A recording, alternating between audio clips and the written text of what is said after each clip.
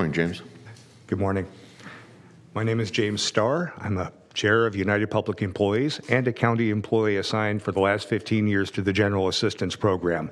I'm here to speak with you about item number 31, the proposed programmatic changes to the county's General Assistance Program.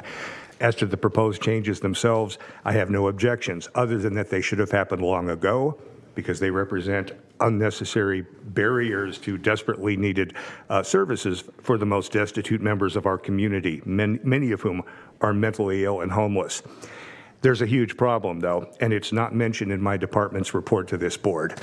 The problem is that the proposed changes come in tandem with huge staffing cuts, a final death blow to GA services after years of attrition and neglect. In 2019, there were 42 GA eligibility staff. 6 months ago, there were 35. Last Friday, there were 31. Yesterday, that was cut to 6 workers. 6 workers to handle intake appointments booked out to May 25th. 6 workers to administer benefits for several thousand customers with active cases. 6 workers to disposition more than 1,900 ungranted GA cases, some of them pending since July. The same 6 workers. Even before yesterday's final draconian cuts, the low staffing levels caused suffering. One of our customers was found dead in our doorway at the main GA office on November 5th. I hope he got his benefits before he died. The cuts in staffing have created a perfect storm for our customers and for county employees who are working their guts out to provide the tiny maximum monthly benefit that makes the difference between unsatisfactory substandard housing and no housing at all.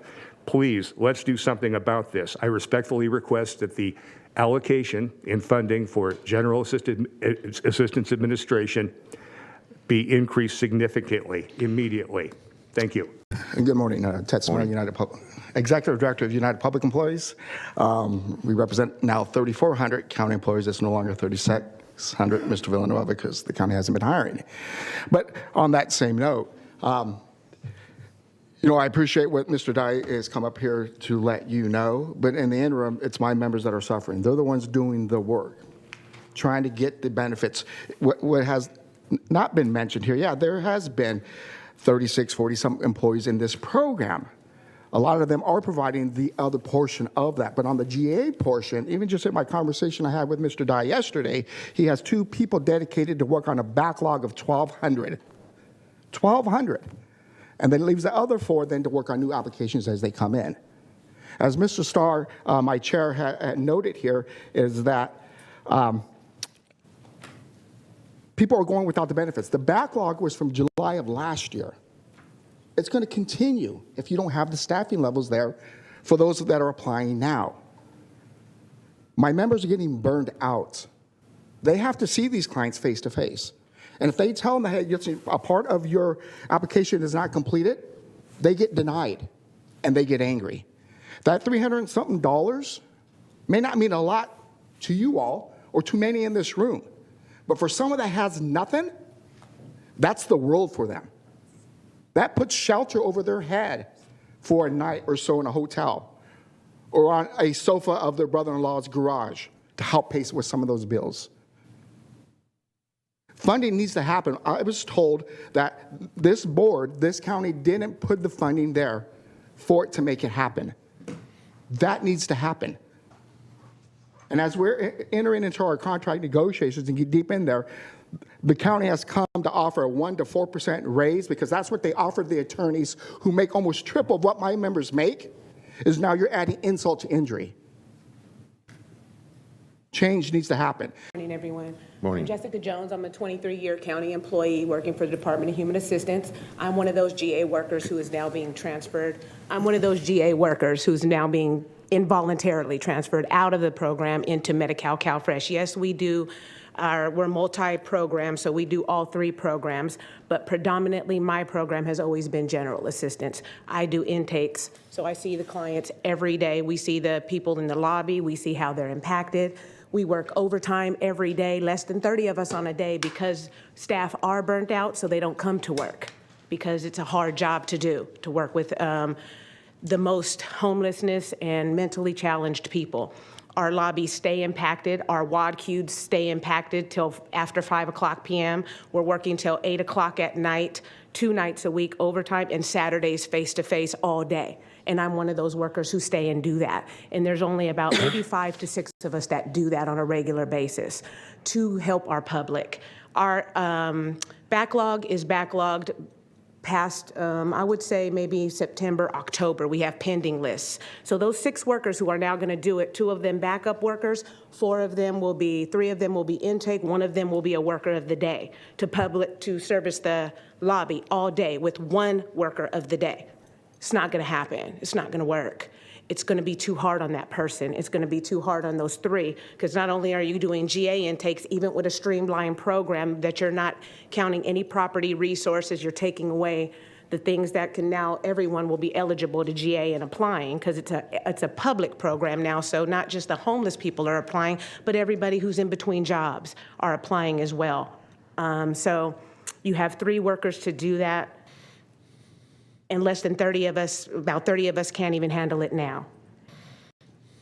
I would like to know why our jobs are being taken from us like that, and we're not servicing our public like we should be. That's it. Good morning, everyone. My name is Kiesha Raven, and I am a 24-year county employee. I have been doing general assistance for about the last 19 and a half years. I just want to speak to the changes. This change down to 6 people is very inadequate. I concur with everything that James Starr said, Ted, Somera, and Jessica Jones. We are the ones that are doing the job every day in the trenches. I disagree with the fact that our GA cases are at like a 5% or whatever Mr. Dye stated. Every case that I touch is GA. It has a general assistance component attached to it. There are very rare cases where we have the CalFresh that is already approved. Medi-Cal was attached to general assistance probably about maybe 10 years ago when the CMISP program went away. So those programs sometimes come to us in a pending status as well, where we have to approve it because they made up with everyone that's approved for general assistance has to have Medi-Cal. I said all that to say is that, again, we started off with about 40 people. It decreased tremendously, and now to go down to 6 people is very inadequate. We cannot even keep up with the cases that we have with the 30 people. We do have pending cases that are as far as October. Some of them I have seen as of late had a pending case as of July. We are booked out to June, I was told today, and not May. It is just not going to be doable.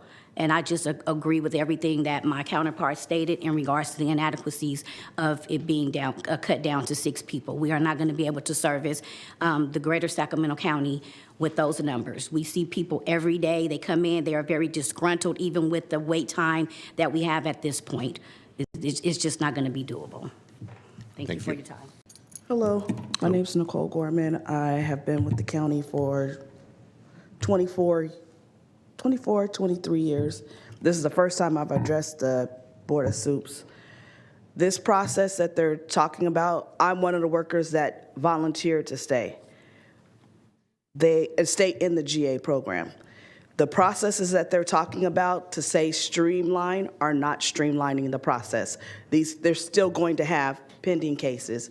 These clients still have things that they have to do, requirements that are, even with the streamlined process, that are required. So they still have to come back. So the pending cases are not being addressed in a timely manner because we don't have enough staff. With 6 people, we have 2 people, one is me, one is another worker, who are to address the quote-unquote backlog, the 1,200 that are sitting there waiting for approval. If they pull us to do intakes, which they are doing, we don't have time. We can't process any of the backlog. So all we're doing is intakes. Then you have those 4 workers who are doing the actual GA program.